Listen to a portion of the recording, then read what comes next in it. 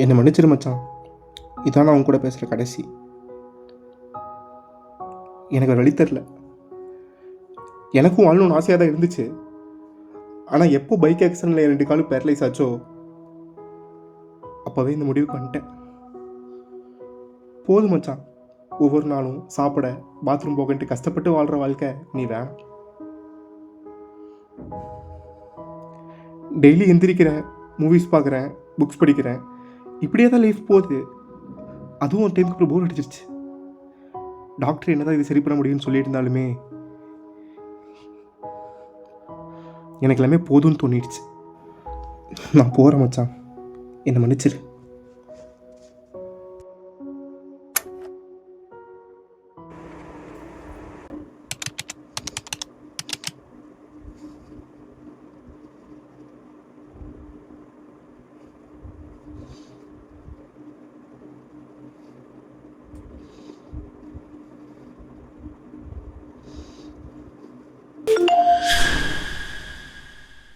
அங்கே இருக்கிறது என் ஃபோனா? ஆனால் என் ஃபோனை நான் கை சைடு தானே வச்சேன். ஃபோனை இங்கே தான் நான் வச்சேன். எப்படி அங்கே போயிருக்கோம்? இதெல்லாம் இப்போ யோசிக்க டைம் இல்லை. போய் எடுத்துகிட்டு வந்துடலாம்.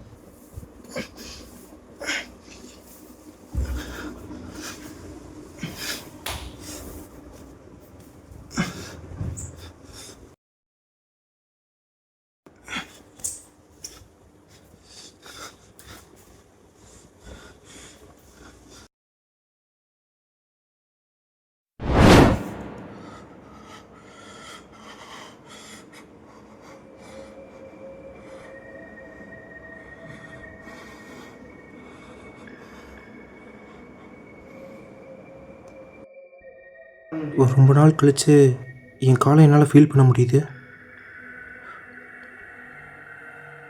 பேசாமல் எந்திச்சு நின்று பார்ப்போமா?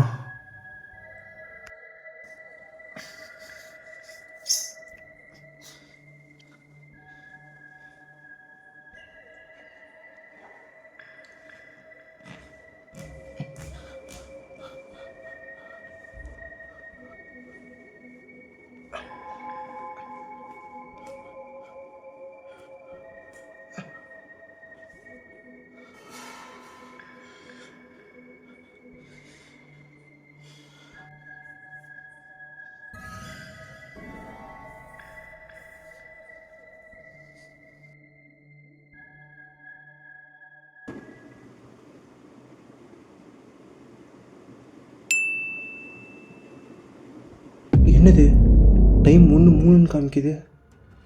ஆனால் நான் ரூம்லேருந்து ஹாலுக்கு வந்தப்போ டைம் 1:03 ஆயிடுச்சு. அப்போலேருந்து இப்போ வரைக்கும் ஒரு செகண்ட் கூடவா போல்.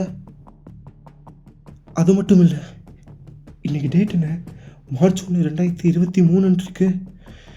ஆனால் நான் இருந்தது 2025 தானே. நான் எப்படி இங்கே வந்தேன்?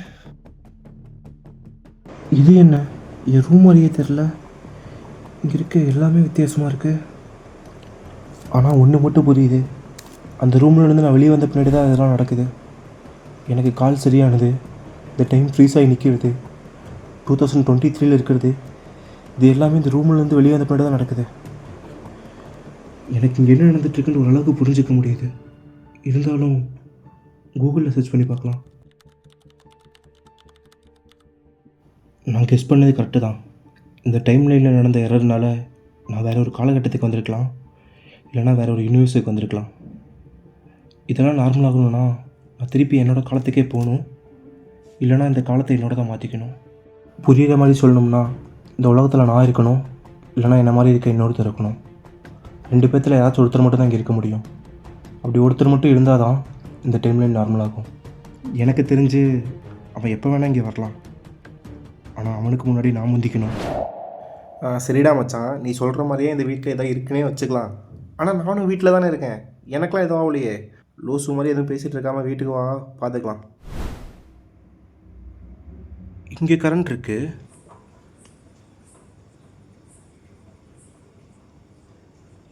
ஆனால் இங்கே கரண்ட் இல்லை. என்னதான் பயப்படாமல் மேலே போகலான்னு நினச்சாலும் கால் வேறு நடுங்குதே.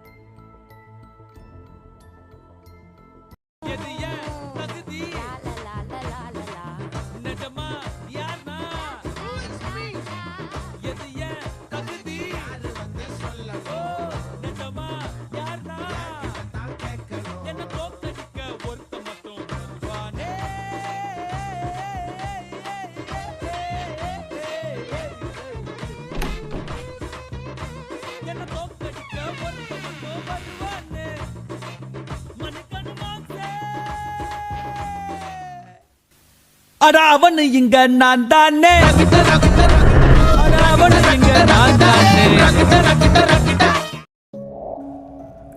டேய், நீ இன்னும் சாவலையா? எதுக்காக உன்னை கொல்றேன்னு தெரியாமல் உயிர் போக மறுக்குதோ? நீ சொன்ன மாதிரி இந்த உலகத்தில் 2 பேர் வாழலாம். ஆனால் யாராச்சும் கொடுத்துருந்தா மட்டும்தான் இந்த டைமில் நார்மல் ஆகும். இப்போ நான் யோசிக்கிறத மேபி கொஞ்ச நேரம் கழிச்சு நீ யோசிச்சினா சிக்கல் தானே. ஏன்னா நம்மளோட ஸ்ட்ரென்த் அண்ட் வீக்னஸ் தெரிஞ்சவங்க நம்மளோட யாருமே இல்லை. நம்மளோட நமக்கு பெரிய எதிரியுமே இல்லை. எனக்கு இந்த லைஃப் ரொம்ப முக்கியம். அதனால் நீ சாவு.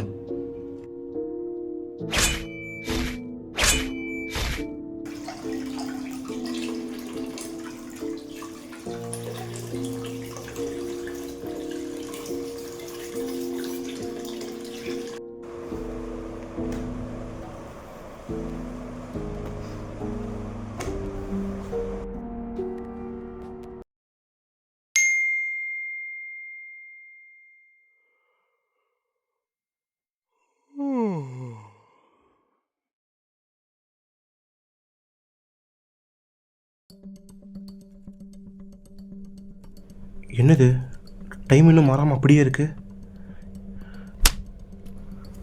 இவன் தான் செத்துட்டானே, அப்போ ஏன் டைம் இன்னும் நார்மல் ஆகல?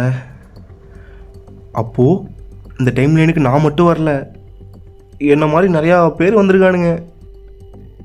அப்போனா அவங்க எல்லாத்தையும் நான் கொன்னாதான் இந்த டைம் லைனில் நான் வாழ முடியும். அப்படி தானே? ஒரு விக்கெட் இங்கே அவுட்டு, இன்னும் எத்தனை வரப்போதோ. வரட்டும் வரட்டும், பார்த்துக்கலாம்.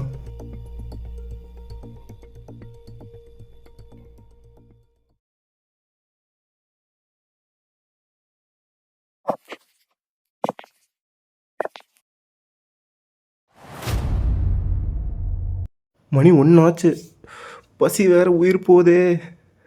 பிரியாணி மட்டும் வந்துச்சுன்னா மேலே போய் ஒரு வெட்டு வெட்டலாம்.